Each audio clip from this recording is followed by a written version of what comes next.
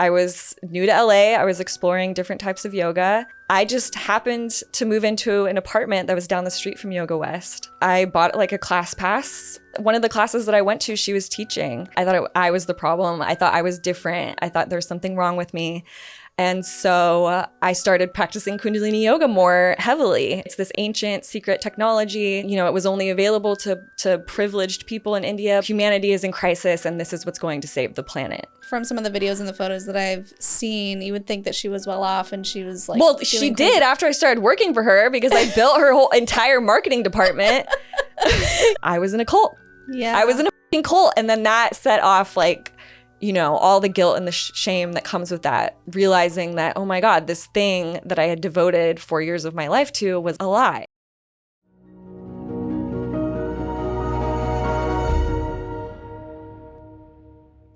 Hey, my name is Shelise Ansola, and this is Cults to Consciousness, where we discuss leaving high-demand religions or organizations and finding healing and independence through awareness and true individual sovereignty. If you're only listening and you want to see our faces, you can go to our YouTube channel at Cults to Consciousness, where you can join in on the conversation, like, subscribe, all the YouTube-y things, helps the algorithm. It really helps our guests feel supported and encouraged when they read your comments. So thank you so much for doing that and creating a safe space for them. So today's guest, I found her because we just did an interview with Joelle about the yoga community, specifically one where she was married to a guru. It was this whole thing, this very fake con man guru. And she was like, hey, you should check out this girl on TikTok. And I found this article about her. And then I opened my TikTok and lo and behold, there were a whole bunch of comments, people tagging me in her videos. And so we reached out and she's here with us today. Yay! Thank you, Charlotte, for coming on. Of course. Thank you for having me. We just like connected like an hour ago We and did. I drove over and we're here. Yeah, so she's in LA. Everyone's probably thinking this is odd because normally we don't do in person, but she just lived kind of down the street in LA terms. And so we're going to further the discussion on cults about yoga, specifically this one woman who ran hers like a cult leader, and she was involved with celebrities. Really problematic. You worked for her for a few years. Yes. And we're going to talk about the downward spiral and how that kind of happened and how it impacted you, how you got out, and how she's blowing up on TikTok right now, guys, because she's telling her story. So what's your TikTok so they can follow you? At charlotte.medlock. Okay. And we'll put that in the description so you guys can click on it and do all the fun researching after this. But let's get into it. So let's talk about the cult leader first. This is the first time, not the first time, maybe like the second or third time, it's a woman, because usually it's a guy leading the cult. It's very patriarchal. So this is very different and kind of exciting. So give us a little bit of a rundown on the guru. So Guru Jagat, her real name is Katie Griggs. Okay, so how did she come up with Jagat? What is that? Does it mean something? So in the Kundalini Yoga community, everybody is encouraged to get a spiritual name. And the way you get your spiritual name is you go to this website and you pay $40. And this woman, Narinjan, who's the director of spiritual names, looks at your real name and your birthday and then assigns you your spiritual name. Interesting. Wait, what was yours? Can you tell us? Adi Chanan. Oh, interesting. Yeah. Yeah. Okay. And I just found out because I met a real sick person and they told me that my name means God's feet. That's the literal translation. Sorry, that's just really funny.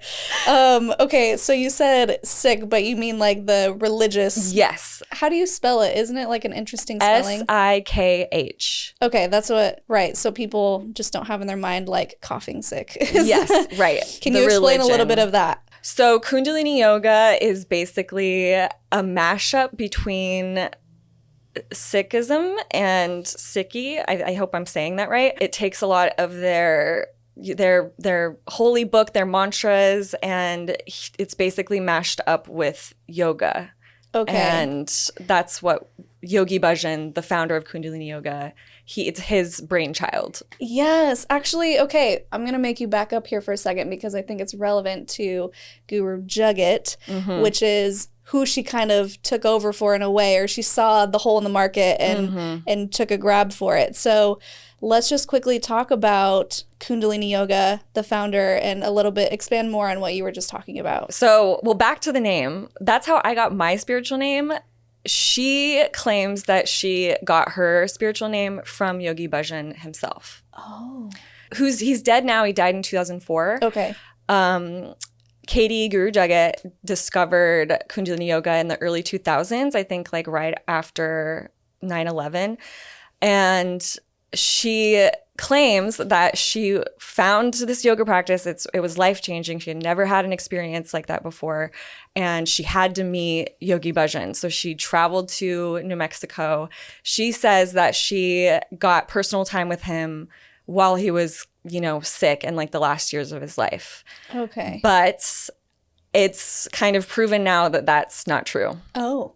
So surprise. Yeah. So Yogi Bhajan, he was a customs officer in India at the Delhi airport.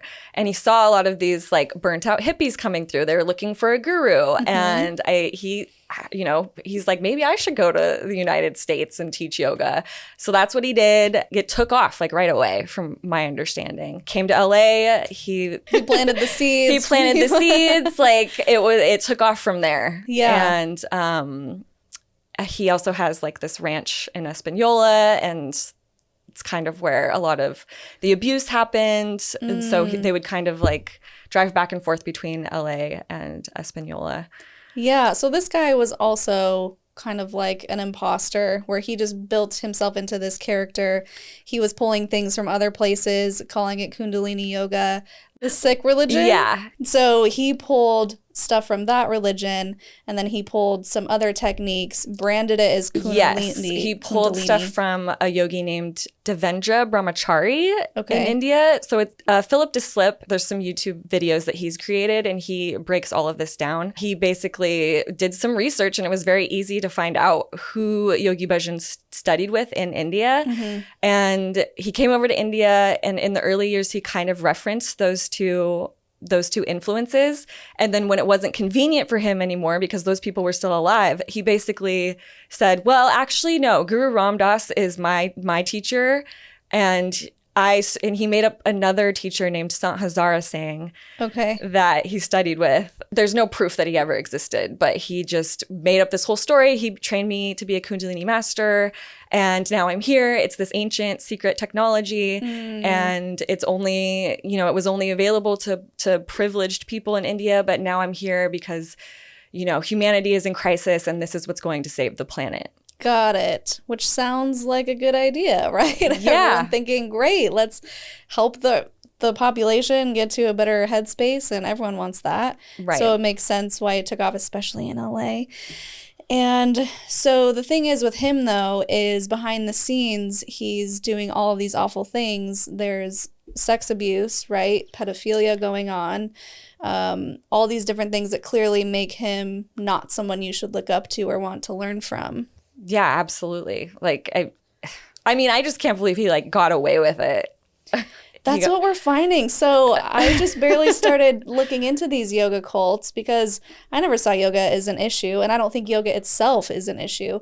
It's obviously the people who manipulate and use these techniques or these promises to do bad things. And so the more I've been looking into it, like we were just watching the Bikram documentary, they all do the same thing. They just culminate this presence about them, say they have all the tools, all the secrets, you need them.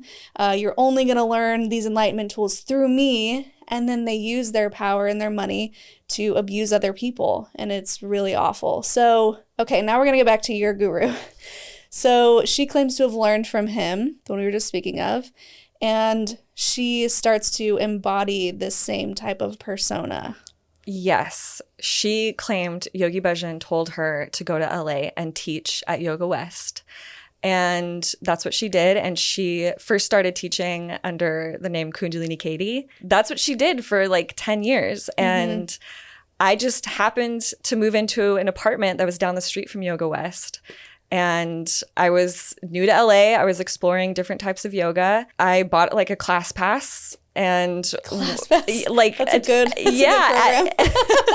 And on one of the classes that I went to, she was teaching. She did have this. The class was packed. Like that first class I ever went to, room was electric. She was working the room. She was cracking jokes.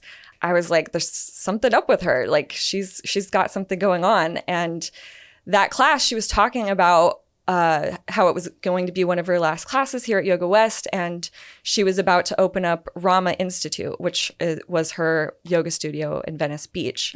So at that class, I like picked up a flyer for Rama, and I went home that night and I like put it on my fridge, followed her on Instagram, just kind of casually, you know, followed her journey for a few years until I eventually like got deep in. Yeah. Yeah. So in one of your TikToks, you mentioned that you walk in and everyone's wearing all white. Is that this first class you went to or her studio? That was the first class that I went to. Yeah. Yeah. And so not that wearing all white is bad. Like I have to caveat almost everything that I say because there's always people in the comments, which is fine. But when you walked in, did you initially have kind of a weird sense, or were you just like, oh, this is just something people do and I want to jump on board? I definitely thought it was weird. I thought it was super weird. I felt it was very off-putting to me in a way. I was like, what? Who are these people? Like, it's very strange. But, you know, in the class, we're chanting a lot. We're doing movements that I've never done before. I'm breathing really, really heavily. And I left, you know, those first classes like completely blissed out. Okay, that's what I'm wondering too. So Kundalini Yoga, as far as I'm aware, is supposed to be the snake-like energy that moves up and down the spine. If you have a Kundalini awakening, it's like all your chakras are online and it kind of like jolts you awake and you're spiritually enlightened. Well, not totally, but they kind of make it sound like you become enlightened when you have a Kundalini awakening. And isn't that kind of the goal of Kundalini Yoga, is to get to that space? Yes. Like the way I've like heard it described to me, it's like this very clear kind of like hyper presence. Okay. Yeah. Where it's not like this like crazy thing where you're like, well, I'm having a Kundalini awakening. It's like, no, you're just like locked in, like, and everything's clear and you're getting all these ideas and downloads and upgrades. Yeah. So, and again, I'm not one to say that that's not possible to have an amazing spiritual awakening. Maybe it's real, maybe it's not. I mean, it would be great if it was real, if you could like just wake up out of the matrix. But these techniques that they are having you learn and practice, you said they were a little weird, a lot of movements. What does that actually look like? So in Kundalini Yoga, the different yoga sets are called kriyas, and I mean, there's so many. There's like thousands and thousands. Yogi Bhajan made all of these up. I mean, you're holding your arms in the air for long periods of time. You're waving your arms while chanting and doing breath of fire, which is like rapid, quick breaths. Yes. And each one is supposed to give you, they're very prescriptive. Like each kriya or meditation is supposed to get you something. I remember the wake up set to like set your navel in the morning. I mean, there are kriyas for depression, for trying to find love, and a lot for how to like make money. That's kind of what got me in initially, was like there are all these kriyas to like bring abundance activate of cash. your destiny, to make increase your prosperity, increase your wealth. Okay. There's one that's like money printing meditation. Did it work? You know, sometimes I would get like a confirmation bias. Like I remember one time I was doing these like compulsively. Like I never missed a day. I was doing all my prosperity meditations. One day I like was at the laundromat. I went to like go get change and there was a mound of quarters and I was like, it's working.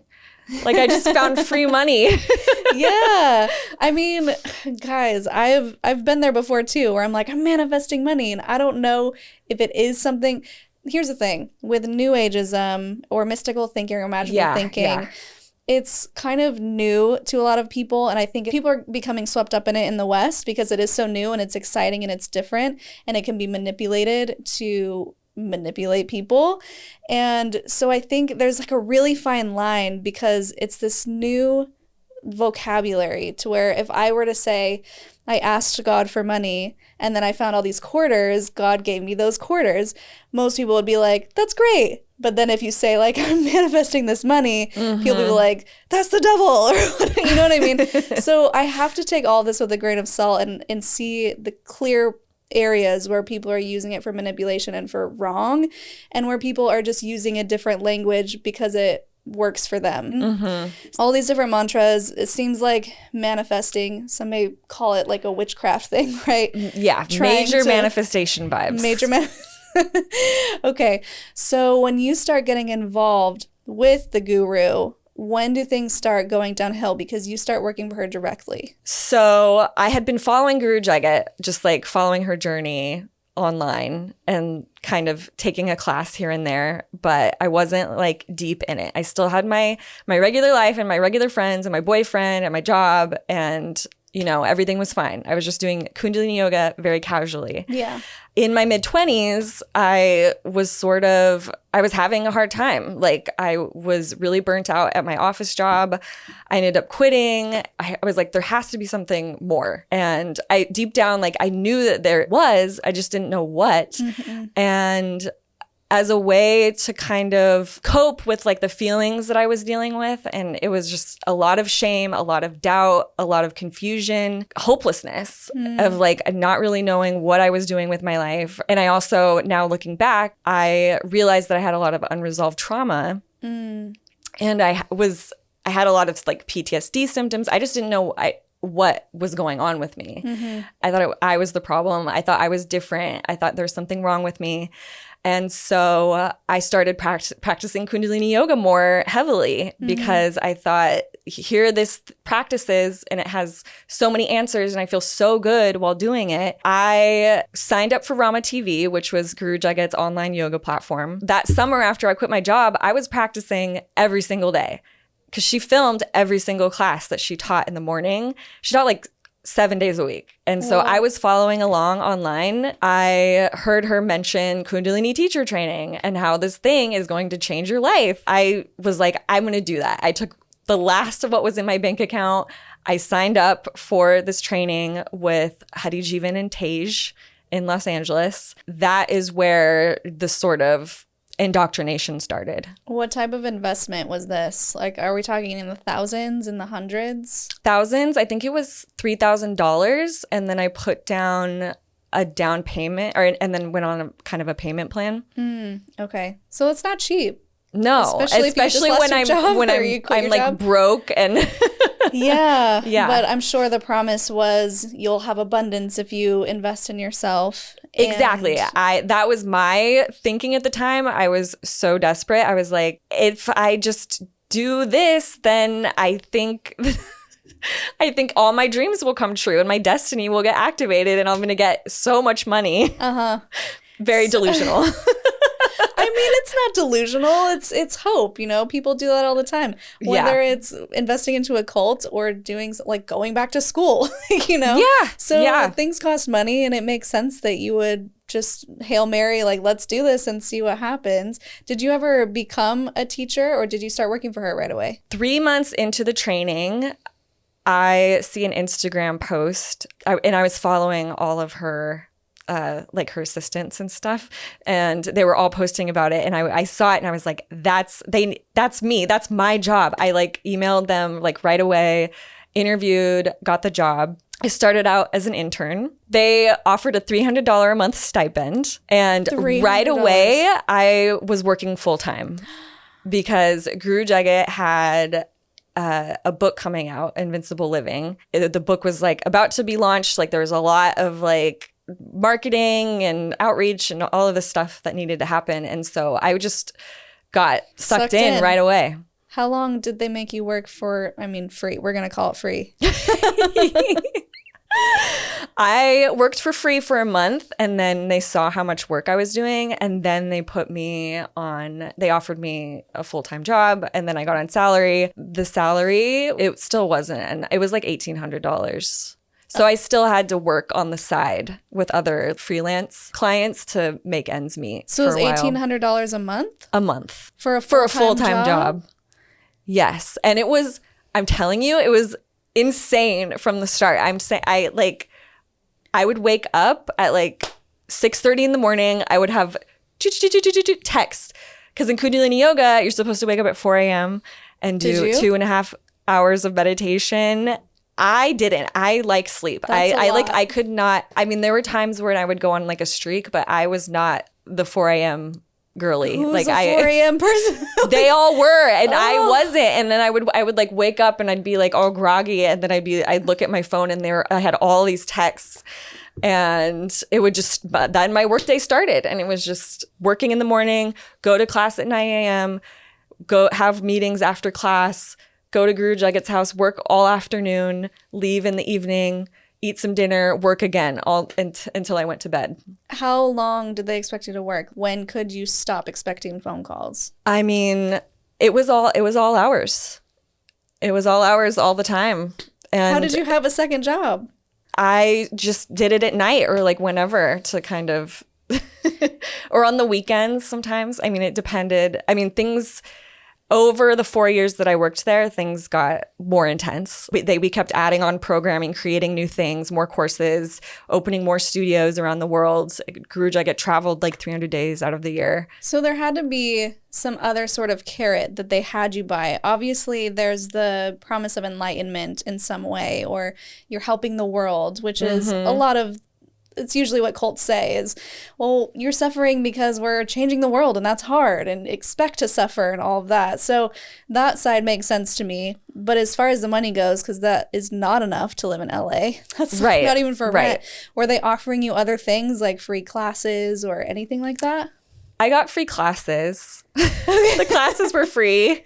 So was that enough for you where you were like, okay, I can work with this? Yeah, and luckily thank God I had a rent controlled apartment, and then I kind of just like, skated by for a little while, and then over time I did get more raises and stuff, but at the beginning there it was like a little touch and go. I was like, I really want this job, but I don't know how I'm going to make ends meet. But I thought it was pitched to me like, okay, Rama's the startup. That's how Guru Jagat always talked about it too. Rama is a startup. And Isn't she working with celebrities though? Isn't she pulling in a lot of money? she did have celebrity students. I don't really know like a lot of the financials. What I do know is she spent money like water. The chaos with the money was always a thing. There was never enough money coming in. We were all 1099 contractors, like the entire time. Like I never, got benefits. I had to pay my own taxes. I mean, at least from some of the videos and the photos that I've seen, you would think that she was well off and she was like, well, she did after I started working for her because I built her whole entire marketing department. Get it, girl. She's like, yeah, she had a lot of money because of me. I love it. That's awesome. Yeah. And they were just totally exploiting you for all of your talents. Yes. Oh, okay. So at what point did it really start going downhill? Obviously, you're sleep deprived. You don't have enough money to make ends meet. You're working another job and you're trying to fit in classes and meditations. And now you're dealing with her and this side comes out that you've never seen before. So how long did that take? Right when I started working for her, she was just as like charismatic and fun to be around as she was on stage. And I had so much joy and enthusiasm and hope in the beginning. I really thought that we were doing something good for the world. I want to say like 6 months into it, I saw her scream at an employee in a meeting until the employee cried. And that was very uncomfortable for me to watch. I'd never seen Guru Jagat pop off like that on somebody. I just kind of excused myself and like went to go get a coffee. And as I'm like going out the door, Guru Jagat's like, oh, Charlotte doesn't like it when I yell, and like kind of laughs. Singled you out and made you feel stupid. Yeah, just for like taking it too seriously or something. Yeah. Because I was uncomfortable. Like it was very uncomfortable to watch. She just kind of laughed it off. And so I brushed it off. I was all right, no big deal, I guess. I'm glad it wasn't me. Not too long after that, though, I did get screamed at for making a typo in an email. Oh, geez. So this new side is coming out of her. What are you thinking at that point? Are you excusing her behavior, like maybe she's having a bad day, or are you starting to wake up a little bit and realize that you're in a bad situation? I made excuses for it in the beginning. I was like, oh, well, I did fuck up. Like, it's my fault. I deserved that. We were also taught in Kundalini teacher training about the Saturn teacher. So like Yogi Bhajan is a Saturn teacher. Guru Jagat's a Saturn teacher, which means the lessons are hard. You know, have you ever heard in astrology, like your Saturn return? So a Saturn teacher gives you the tough love and the tough Got it. lessons so that you grow. And so it's for your benefit. Exactly. So, you know, when we would get yelled at, we would call it like you're getting like an adjustment, like you're getting a spiritual adjustment. You should be so blessed to get yelled at by your spiritual teacher. Yeah. So I mean, I never liked getting yelled at. And Who does, right? I know. And I never thought it was a blessing. I just took it for a long time until I couldn't take it anymore. Yeah, well, because you're so invested in this at this point as well. Yeah. And did you feel like you were growing spiritually at all? You know, in the beginning, it felt like I was changing a lot. I changed my entire lifestyle. I stopped drinking. I went vegetarian. I was doing all this yoga and meditation all the time. So I felt good in the beginning. Then it sort of, I don't know, like after a year of that, it just became this kind of hamster wheel that I couldn't get off of, where I was constantly obsessing like, oh, did I do enough meditations today? Did I get my meditation in today? Yeah. With the dynamic being in the inner circle of this cult, I was just constantly oscillating between fear and like, you know, don't want to make Guru Jagat mad. I have to be perfect. So that sent me into hyperdrive of just like constantly working. And I think I worked a lot to kind of like numb a lot of what I was feeling. Yeah. And also Kundalini Yoga, it completely makes you disassociated from your feelings. Oh, really? Yes. Yes. And every Yogi Bhajan says, emotion is commotion. And so it's like when you have a strong emotion, that's a cue for you to like go meditate. Fists of anger. There's like meditations for sadness, for grief. So was this a way to actually regulate yourself or just to blanket cover it up?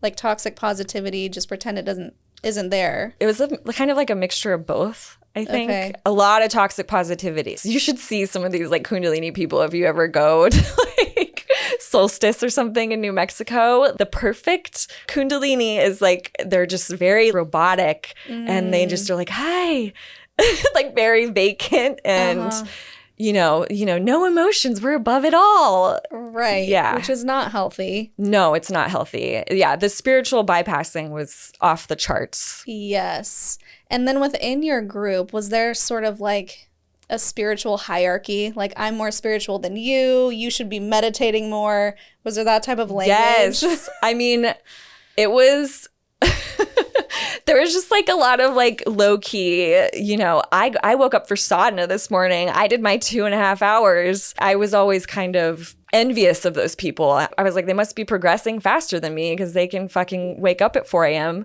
and I can't. Yeah. Yeah, that's a lot. So how did that translate into the workplace? Did you feel less than or put down by any of your coworkers, or was everyone on the same team?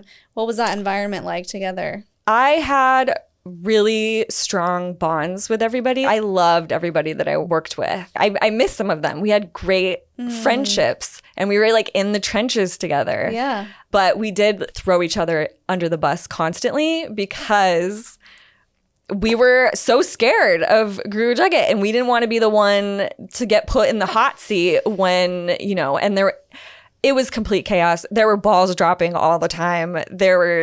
It was just, there's so much work happening and like with her travel schedule and like all the classes we had. And it's like, and we were a very small team handling all of that. And things were changing constantly. And at the end of the day, there was always somebody getting yelled at. We called it Rama drama. What were some of the things that she demanded of her employees that like a normal boss shouldn't be demanding of? But I mean, we were supposed to be perfect. We were supposed to be constantly thinking about her, working to like make her money. If she was in town, we were expected to spend time with her, be around her constantly. I think she really fed off of our energy. I really feel like she wanted to be like worshipped constantly. Did she view herself as someone to be worshipped, like a god? Yes. Or okay. Yeah, I remember her saying one time in a meeting, because Alicia Keys was her student, she was like, Alicia should really be doing more for me. Like she should really understand what the teacher-student relationship is. And if she did, she would be posting about me and like doing more for me. Entitlement. Yeah. Because she felt like she was on a different plane than everybody else. Yes. So you had mentioned to me before this little secret that was announced in a staff meeting. Yes.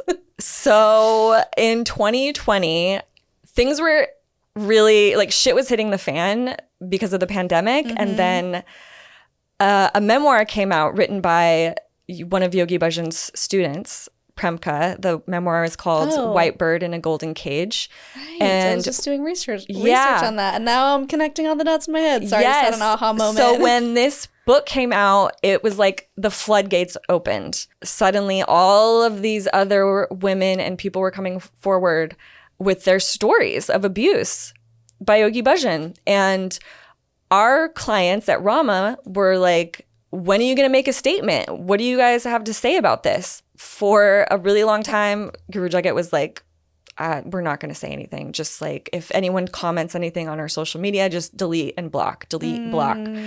And she thought it was just going to go away, and it wasn't going away. And so that was happening, stressful. And then pandemic, and then all the studios are closed. You know, we have to like pivot everything to online and digitize everything. Mm-hmm. A lot of the employees were furloughed and then told to get on pandemic unemployment assistance because there was a lot of people were getting on unemployment and the government was getting out money. Guru Jagat instructed a lot of people to do that and then keep working while they were getting unemployment. What? And what's funny is a lot of them were making more money on unemployment than they were. Oh no. So, because there were so many people like trying to get on unemployment at the same time, the employees were like, what? Like they were broke. And then so anyway, morale was like very, very low. Everyone's freaking out. So Guru Jagat decides to have this clearing the air call, and she gets this family constellation therapist to have this Zoom call with us. And it's not a real therapist. A family constellation therapist, from what I understand, is them kind of going into the nervous system of each person and saying what's going on with them out loud to the group so it can be talked about and cleared. Mm-hmm. So we get on this Zoom call, and the whole company is on this Zoom, and the family constellation therapist starts kind of like picking on people. She picks on me. I'm one of the first people, and she goes, Charlotte has a glitch in her nervous system. Like if you could just clear that out, you'd be a lot more productive. And what? I'm like, okay, like I'm not like, working around the clock. All right. And I was like trying to respond, and then my like Wi-Fi kept cutting out. And anyway, I was like, I'm going to have a one-on-one with this lady. And I did, but we can get to that after. But then she starts like gaslighting us, and she's like, you all need to stop talking about Guru Jagat. It's draining her energy. She should get an Oscar for acting like a human being. She is not from this planet. When she is not in business meetings, she is talking to Saturn and Mars. So what was the general look on everyone's face when this happened?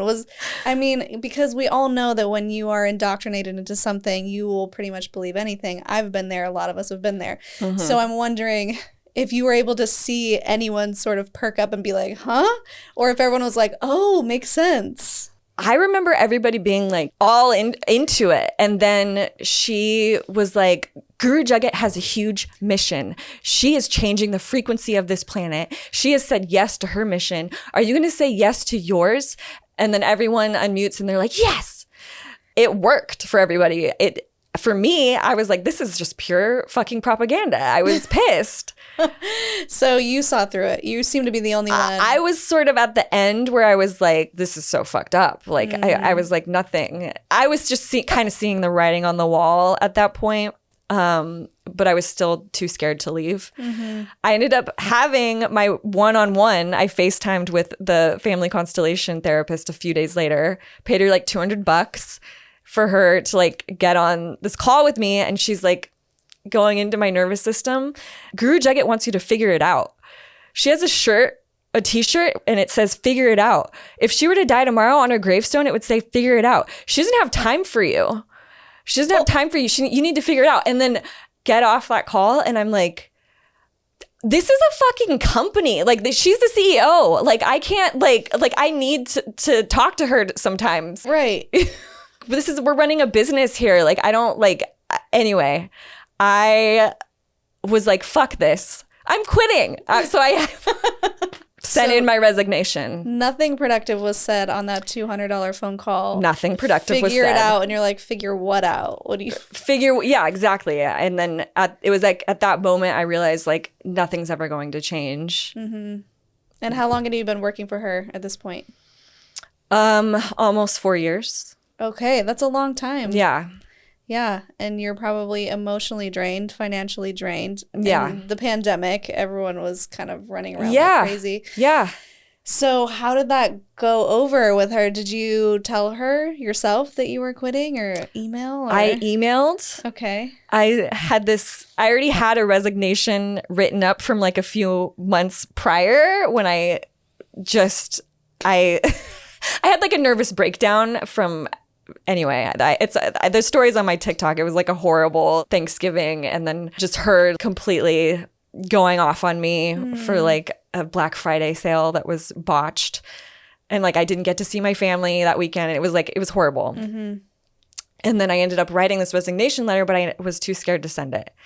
So I had it all written up, and so I sent it to her, and then she calls me like not even 2 minutes later. What's going on? And like using her like really nice voice. I was like, look, I just like, I can't do this anymore. I am so overworked. I'm so burnt out. I feel like nothing's changing. I just need to take a break. And she was like, you're brilliant. I don't want to lose you. We can make this work. I will give you a 3-week paid vacation and 4-day weekends for a month. I was finally getting the validation and everything I'd wanted from her. And so I was like, sure, let's try it. It went back to the insanity. Yeah. Nothing was changing. And then I finally got the courage to quit for real a couple months later. Yeah. Classic narcissist move where they just give you a little bit of crumbs here and there. And you're like, oh, but you're so amazing. Or my favorite, which is no one will ever love you as much as I love you or value you as much as I value you. I'm the only one who really knows who you are. Yes. And then they treat you like shit. And then when they give you that little bit of validation again, it's like, oh, see, I knew this was the right relationship, or I knew that I should be involved with this person. And you second guess all the crap you just went through because they're just giving you these little bitty crumbs. And it feels good because that's all I wanted this entire time. Yes. But that's how they control you, because if they were to give you that validation consistently, you may not take all of the crap that they give you. It's like they have to put you down to keep you under the spell. Right. It's, carrots and sticks. Yep. It's like, I'm just going to dangle, and then beat you with a stick. Yes. So another thing that is really common among cults is they ostracize you from family and friends. Did you find that was the case? Yes. I definitely became more isolated in my relationships and from my family. In Kundalini Yoga, there's like a teaching, if you stay under the same roof with your parents for more than 72 hours, you revert back to like your 7-year-old self. Oh. And we would like joke about it. I mean, maybe there's like a kernel of truth to that, but it was just kind of implied. This is your new family now. And in 2019, the year before I left, I had stuff going on with my family. I had a grandparent die. My parents got a divorce, and I was grieving, I had like the loss of my family unit, and I was just kind of like going through it, and like I was sad. Guru Jagat hated when anybody was weak. Right. And I wasn't performing as high of a level as I was before.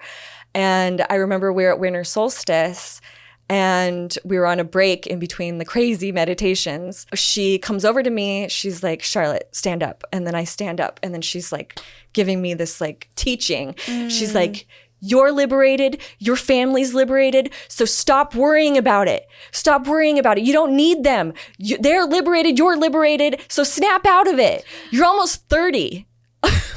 What? Yes. Just completely invalidating your emotions, your experiences. And I had a boyfriend who was on the outside. He's not, we're still together. Okay. He's not. Oh, bless him. That was my next question. know. Was how did your romantic relationships fare with all of this? Luckily, we survived this. We were together for 2 years before I got in it. And at first he thought, okay, this is just like, it's yoga. I support her in what she wants to do. And then he started to see how like distressed I was becoming. And he started doing a little bit of research himself. He read, there's like the Kate Felt case with Yogi Bhajan that's online. He found that. He found another court case with Hadi Jeevan, who went to prison for a couple years for a boiler room printer toning scam in the 90s. And so he's like, oh, this is not good. And he had been really worried. And he was like talking to his therapist about how worried it was about me. And he was actually working on trying to get me out. Yeah. But I didn't know any of that. And so he was just like supporting me through it. Anyway, I think Guru Jagat really didn't like that here I had this relationship that she had no control over. Yeah. And so she really put a lot of pressure on me to get married. And she wanted to be the one to marry us. And she was like, let me officiate your wedding. Like, come on, like send him a text, like tell him you want to get married, like do it right now, like oh putting. My gosh. And then there was a Christmas party where my boyfriend Jack came with me, and he walks in, Guru Jagat like beelines over to him, and she's like, "Hey, if it isn't Mr. Shit or get off the pot," and what? Yeah, and he's like, "Hi, nice to see you too." Yeah. And so it was very weird. Like, I mean. Yeah, there's something going on there with that. I think she wanted more power. Absolutely, because she sees that you're giving devotion and attention to someone instead of her. Yeah. And I'm surprised she didn't just try to break you up. I think she just wanted to take credit for the relationship because it's like we clearly were in love, like, and I think she just wanted to be the one to marry us, and then that way I would feel it would be harder to leave if I did, because I'd be like, she's the one who married us, and you know. So what were some of the things that allowed you to see that this was a cult-like situation that started to wake you up out of the matrix? Well, it's really funny because I didn't even realize it was a cult when I quit. I thought I was just quitting a bad job, but there were layers to it, because it was like, the reason I was so scared to quit was because they told you, and like they would tell stories and like teacher training and stuff, just like bad things happening to people that left. People getting in car accidents, people getting cancer, that kind of thing. And we were taught that when you leave, you end up at the same level karmically that you started at. So all of that spiritual progress is erased, and then you're back to zero. So I was really afraid that I was paranoid after I quit. I was like, something bad's going to happen. I still was doing Kundalini Yoga because I was so scared something bad was going to happen if I stopped. It wasn't until I saw The Vow, actually. NXIVM. Yes. The Vow documentary came out August 2020, I think, the first episode. I watched that first episode the night it came out, and my mind was blown. I was like, oh my God, there was so much mirroring my experience that I was like, I was in a cult. Yeah. I was in a fucking cult. And then that set off, like, you know, all the guilt and the shame that comes with that, realizing that, oh my God, this thing that I had devoted 4 years of my life to was a lie. Yeah. So for those who don't know, Nexium, was because he's in prison now, run by Keith Raniere. It was this self-help program. They like to change the meanings of words. They would break people down to build them back up, and very similar tactics.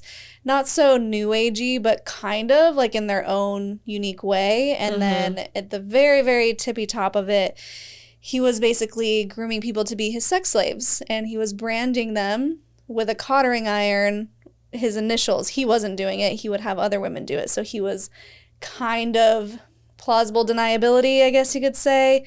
But he is in prison for a lot of different reasons. We've had on two people, Sarah Edmondson, who was in The Vow, and also Mark Vicente. They're both awesome people. So yeah, it's I'm glad that came out, because a lot of people don't think of cults as self-help groups, or they don't think of self-help groups as cults, but there is a lot of crossover, especially when you have the leader who's narcissistic, who is just in it for money, power, sex, which is usually why cult leaders do what they do.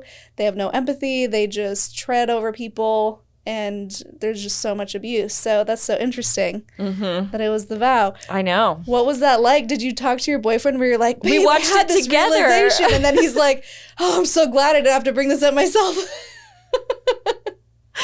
Yeah. I immediately just went on a deep dive, and I started doing so much research. I got all the cult books, listened to a lot of podcasts, and I'd say it probably took me like a year of just like processing everything, making sense of it all to feel like normal again. Yeah. So what was that like for you? Because it's tricky, especially when you are in a cult that promotes spirituality or promotes enlightenment, or this will make you feel better and all this stuff. So what do you do to make you feel better from this thing that wasn't, you know what I'm saying? It's like kind of contradictory. How do you fix that? I went on a full-blown spiritual detox. I was like, all of this shit just is like really triggering. I'm not going to meditate. I'm not going to do yoga. I'm not going to read like any manifestation stuff. Like I remember my friend, like during that time, she was like, do you want to do a Deepak Chopra manifestation challenge with me? You're like, hard pass. Yeah. I was like, absolutely not. No. Yeah. I was like, I'm just going back to default reality. Yeah. I just want to be normal. Existing. Yeah. Did you dabble in any other sort of religious practices? No, I didn't.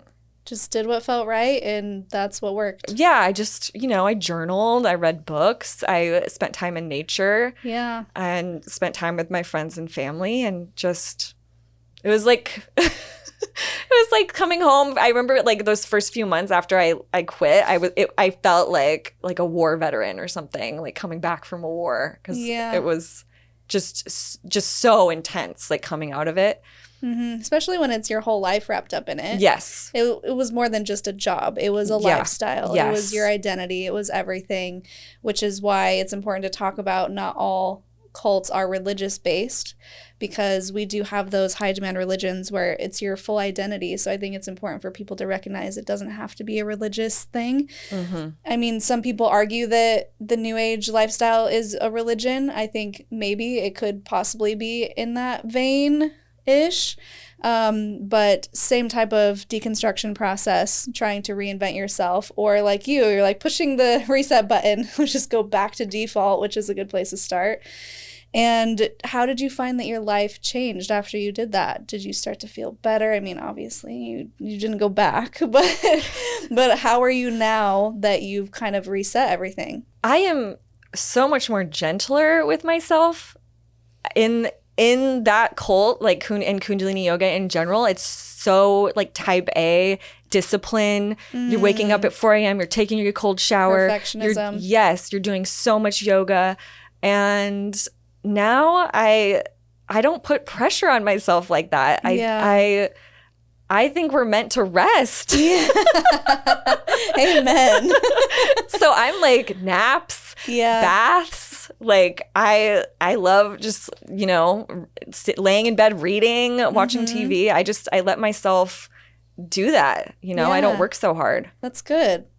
I think not enough emphasis is placed on the value of rest and just existing. Because especially in LA, everything's go, go, go. What are you doing next? What's your next project? Who are you trying to become? And we can get so caught up in that when sometimes you just need to exist and just be present. And be present without the layers of perfectionism in meditation, for example. Just being. And I'm sure your boyfriend was like, oh, I got her back. What are his thoughts now? Oh, man. I mean, we went through that whole journey together. He got me out also, like, for the final time. I was like, I need to get away. Yeah. So I, like, booked an Airbnb in the desert. My boyfriend and I went, and it was there on that trip where we were talking, and I was like, I think I need to leave, but I'm scared.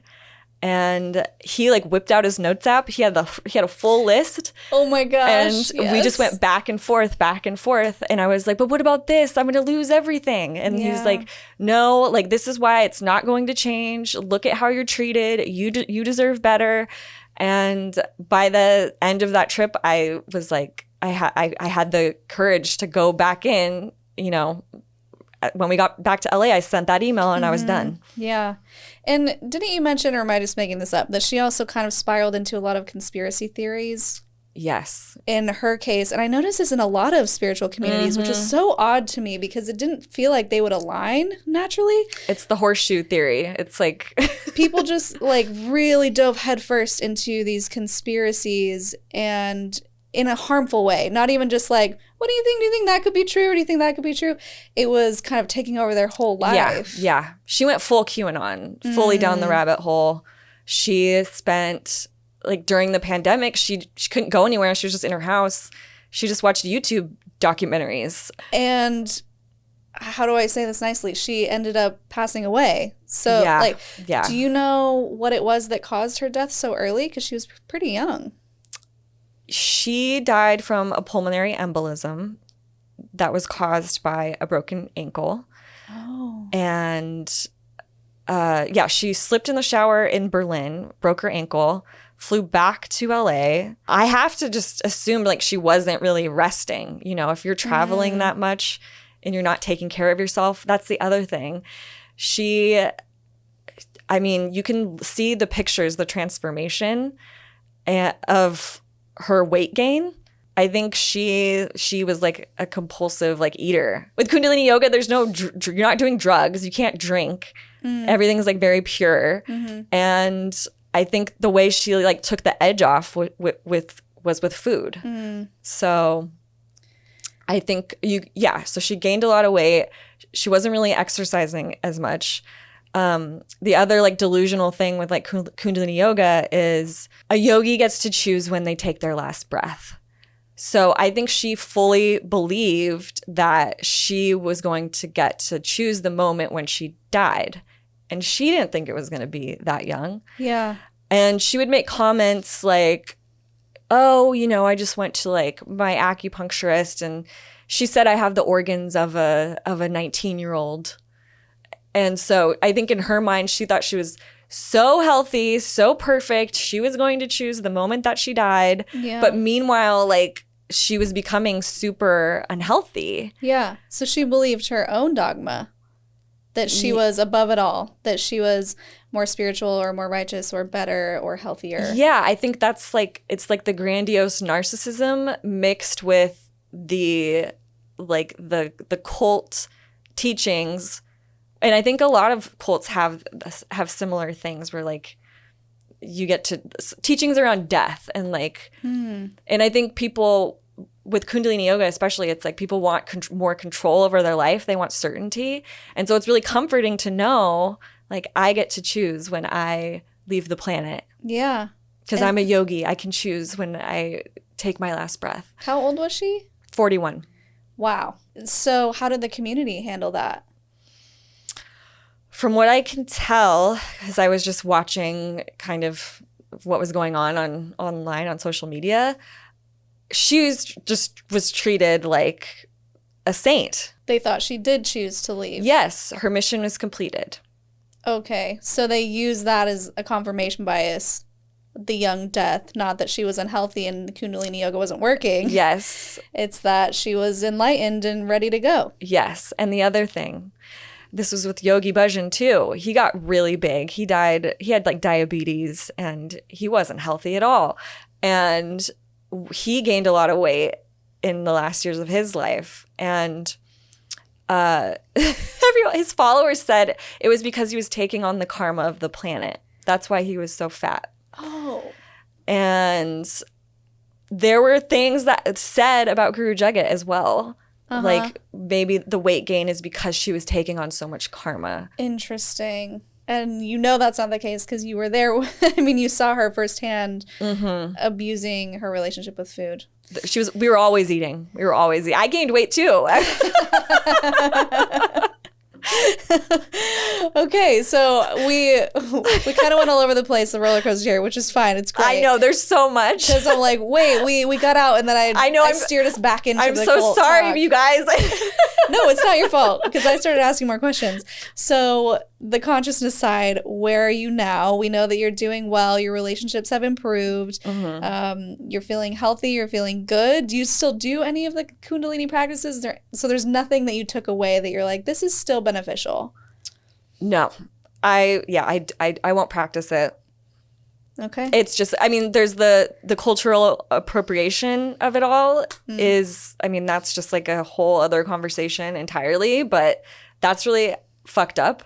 And then it's also just triggering to me to know that Yogi Bhajan used these practices to control and dominate and manipulate his followers in order to groom them and to exploit them in all sorts of abusive ways. Yeah. So it just feels really gross to me.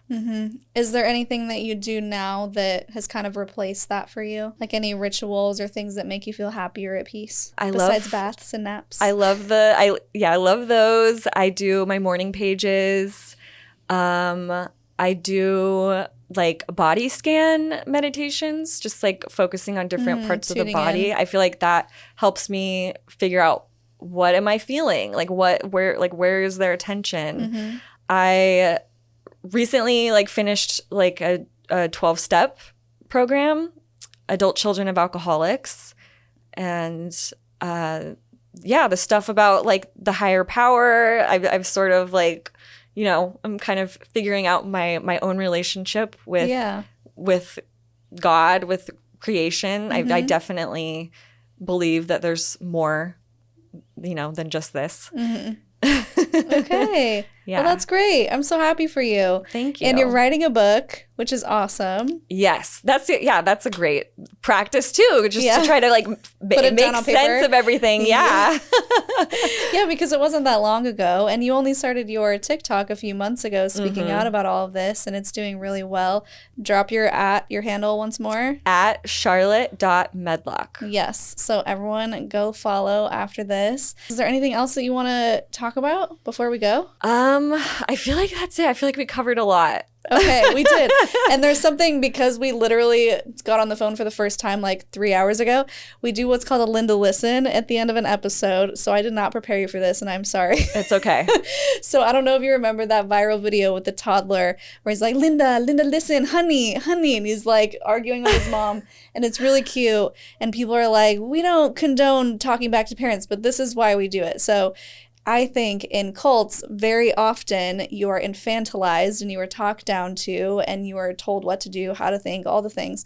So there's always this moment where you take back your power and you talk back and you say, no, Linda, listen to me. This is what I want to say.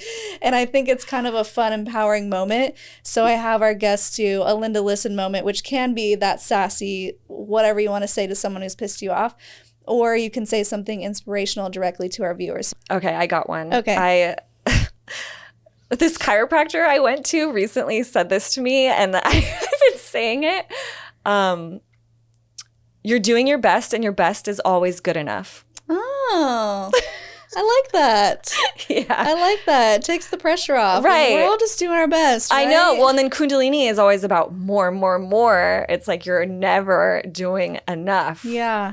And yeah, like at it. the end of the day, you don't need to do all these meditations to like be a good person. No, you don't have to. And if you want to do meditations because it makes you feel happy, then do it. But if it's not bringing you peace, it's not bringing you joy, it's not giving you the promises that it says it's going to, you don't have to force yourself to do it, right? That's why our tagline is follow your highest excitement. Be conscious and be well, because do what makes you feel good and makes you feel happy, as long as you're not hurting somebody. That's what we need more of, is just inner peace and the awareness. I love the body scan meditation thing. I used to do that, and I wonder why I stopped. Life, man, it's busy. But You're pregnant. You're about to have a baby. I know, my body scan she like kicks me, and I'm like, oh, there you are. So yeah, it's just that awareness. Tuning into yourself, not giving your power away to someone who's telling you they have all the answers. It's fine to learn from people, but don't give your power to them. Right? Yes. So do your best. And your best is always, your best is good enough. Amazing. Well, we dropped your handles. Is there anything else that you want to say? This was really fun. Thank you for having me. Yeah, thanks for coming and being so spontaneous. I called her. I'm like, you want to come over now? She's like, okay. So this was great. Thank you for joining us. And guys, thank you for joining us as well. If you want to support the podcast, liking, sharing, commenting those words of encouragement. Remember, this is a safe space for our guests and for those who are watching and also relating to our guests. It really is a good place for everyone to feel validated and seen. So comments are great.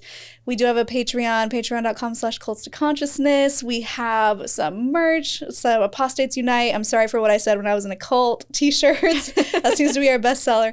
And we are going to Costa Rica if you want to do something. I swear it's not a culty thing. We are just going to have fun together. We're going to relax, do some adventurous things. And we're having on some past guests as well who are coming with us on the trip. So it's going to be a lot of fun.